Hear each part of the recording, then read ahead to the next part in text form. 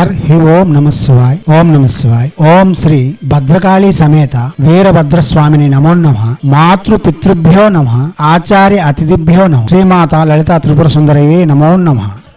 శివశక్తి స్వరూపులారా, ఇప్పుడు అతి శక్తివంతమైన తాంత్రిక మహిమలు కలిగిన భోగ యక్షిని గురించి చెప్పుకుందాం. ఇంతకు ముందు కూడా భోగ యక్షిని గురించి చెప్పి ఉన్నాం. ఈ యక్షిని కూడా అటువంటిదే, కానీ చాలా ప్రభావవంతంగా చూపిస్తుంది. ముందు యక్షిని సాధన చేయాలనుకునే వాళ్ళు గురువు యొక్క సమీపంలోకి వెళ్లి దిగ్బంధన అగచ్చ మంత్రములు నేర్చుకోవాల్సి ఉంటుంది. తర్వాతనే యక్షిని సాధన చేయవలసి ఉంటుంది. ఈ యక్షిని సాధన చేయడం వలన సకల విధములైన భోగములు ప్రసాదిస్తుంది. ఆర్థిక పురోగతి, ఆనందము, శ్రేయస్సు, మానసిక ప్రశాంతత, విజయములను చేకూర్చగలదు. ఈమె స్వయం భోగిని, అనగా ఈమెతోనే మీరు సంయోగం చేయవచ్చు. ఈమె ఒక వేశ్యల మనలను నిరంతరం సుఖాలను అందిస్తుంది. అలా అందంగా ఉంటుంది. ఈమె అందమును తట్టుకోవడం చాలా కష్టం. గాని ఈ మంత్రజపం చేసేటప్పుడు చాలా జాగ్రత్తగా చేయవలసి ఉంటుంది. ఏమైనా సరే దిగ్బంధనలు ఇటువంటివి లేకుండా ప్రత్యక్షంగా చేయడం వలన ఈ యక్షిని యొక్క ప్రలోభానికి లోనైతే మనిషి జీవితమే అతలాకుతలం అవుతుంది. దీనిని దృష్టిలో పెట్టుకొని మీరు సాధన చేయవలసి ఉంటుంది. ఈ యక్షిని సాధన చేయాలనుకునే వాళ్ళు వివాహం కాని వారు చేయవద్దు. అయిన వారు చేస్తే చాలా మంచిది. ఒకవేళ స్త్రీమూర్తులే చేయాలంటే వివాహం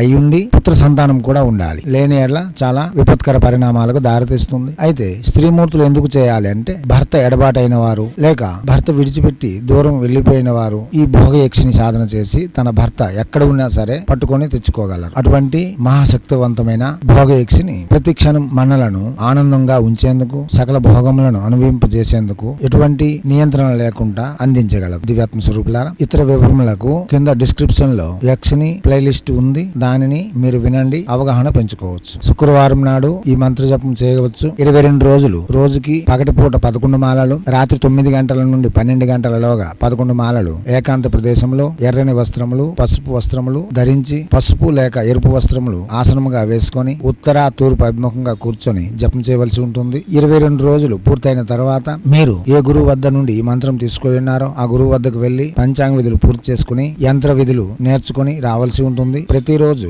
ఉత్తర ముఖంగా కూర్చుంటూ మీ ముందు అగచ్చ అష్టదిగ్బంధన యంత్రమును కుంకుమతో లిఖించి అగచ్చ మంత్రముతో ఆహ్వాన చెప్పి రాత్రి 12 గంటల నుండి 3 గంటల వరకు 11 మాలలు జపం చేసిన ఎడల భోగ యక్షిని ప్రసన్నం చేకూర్చి సకల విధములైన శ్రేయస్సులను చేకూర్చగలదు. దివ్యాత్మ స్వరూపులారా, ముందు మీరు ఈ సాధన చేయాలనుకుంటే దశమహావిద్యాది దేవతల యొక్క ఏదైనా ఒక సాధన చేసి ఉండాలి. చాముండేశ్వరి లేక భైరవ ఉపాసకులై ఉండాలి. శ్రీయంత్ర ఉపాసకులైన అయి ఉండాలి. అది కూడా స్వశుద్ధంగా చేసేవారు పనికిరారు. గురు పరంపరలో ఉండేవారు మాత్రమే ఈ మంత్రమునకు అర్హులు. దివ్యాత్మ స్వరూపులారా, అవగాహన పెంచుకోండి, జపములకు ఉపక్రమించి. ఇప్పుడు మంత్రము ఓం హ్రీం శ్రీం క్లీం నమః. మంత్రం మరోసారి ఓం హ్రీం శ్రీం క్లీం నమః. మంత్రం మరోసారి ఓం హ్రీం శ్రీం క్లీం నమః.